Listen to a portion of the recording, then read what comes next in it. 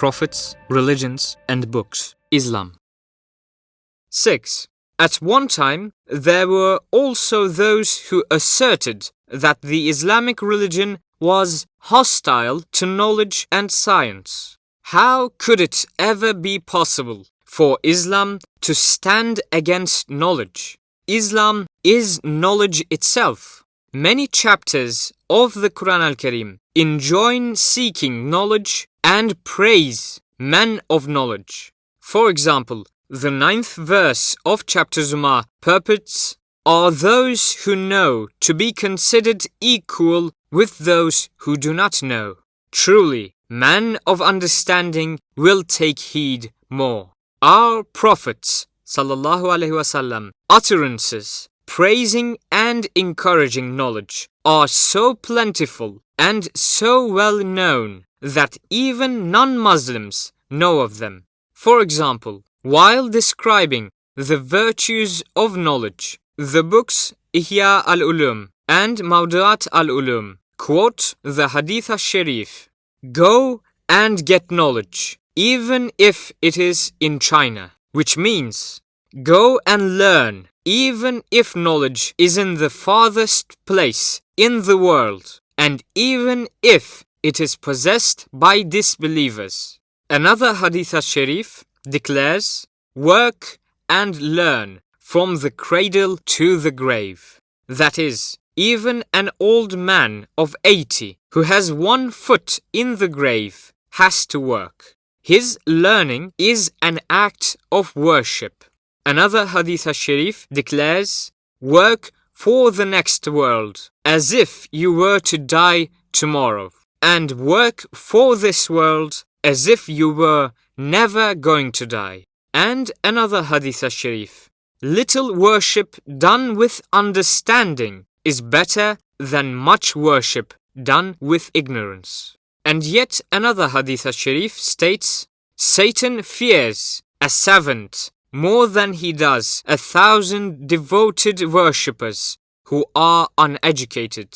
In Islam, a woman cannot go and perform supererogatory Hajj or pilgrimage without her husband's permission, nor can she travel or visit others. But if her husband does not teach her Islam or allow her to study Islam, she may go and study it without his permission. As it is seen, while it is sinful for her to go on Hajj without his permission, though it is a great act of worship loved by Allah Ta'ala, it is not sinful for her to go out seeking knowledge without his permission. Here is another Hadith al-Sharif in which our Prophet ﷺ commands us to learn. Islam is where knowledge is present. Disbelief is where knowledge is absent. First, every Muslim has to learn his religion and then the secular sciences. Nor can it be asserted that Islam is hostile to science. Science means observing creatures and events, studying them so as to understand, and doing experiments to make the same. All these three are commanded by the Quran al-Karim. It is fard kifaya for Muslims to study science, art, and to try to make the most up-to-date weapons.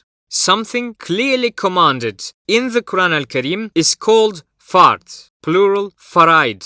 When the command is to be done by every individual Muslim, it is termed fard ain. When only one person in a community of Muslims has to do it, it is termed fard kifaya. In other words, when one Muslim in an assembly, a community, or a city of Muslims carries out the fard kifaya, the rest are absolved from that particular obligation. Our religion commands us to toil more than our enemies. One of our Prophets ﷺ most vivid expressions commanding science is quoted in the 11th chapter of the first fascicle of Endless Bliss. Hence, Islam is a dynamic religion that commands science, experiments, and positive developments.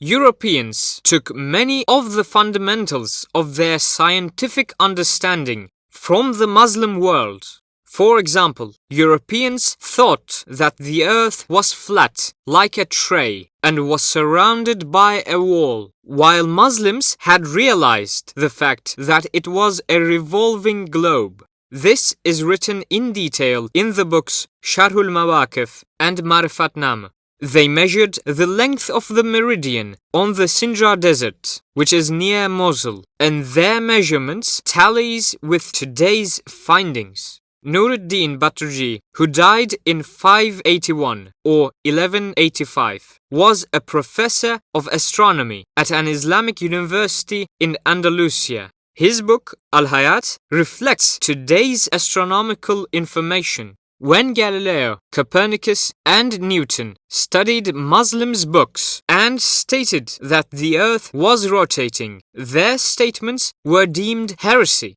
Galileo, as we have said above, was subjected to a trial and was sentenced to imprisonment by Christian priests. The natural sciences were also studied and taught in the time's Islamic madrasas. The Andalusian madrasas guided the whole world in this respect.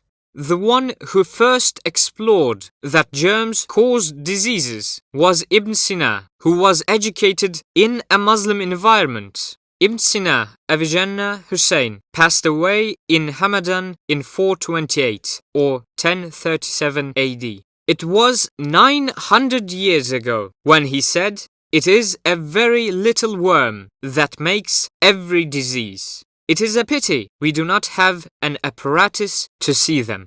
One of the great Islamic doctors, Abu Bakr Razi, rahimahullah ta'ala, who lived between 854 and 952, was the first to distinguish between scarlatina, measles, and smallpox, which were thought to be the same disease during that time. The books of such Islamic scholars were taught in all the universities of the world throughout the Middle Ages, while the mentally handicapped were being burned alive because they were possessed by Satan. In the Western world, hospitals had been constructed in the Eastern world for the medical treatment of such patients.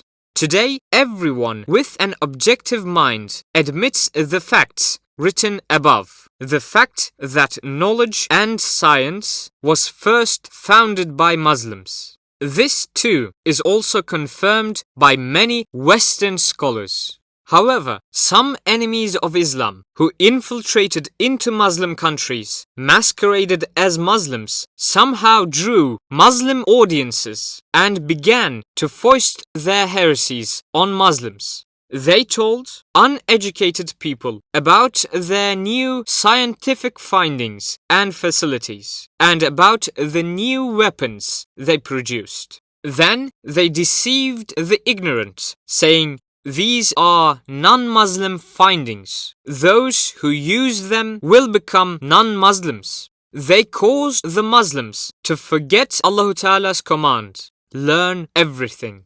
The efforts of these people was one of the main reasons for the decline of the East. The Western world became superior with its new weapons and technology. On the one hand, these insidious enemies of the Islamic religion deceived Muslims in this way, and on the other hand, they said, Muslims do not like science. They do not want constructive knowledge. Islam is fanaticism and it means going backwards. They tried to alienate Muslim youngsters from their Islamic heritage and destroy the future of Islam.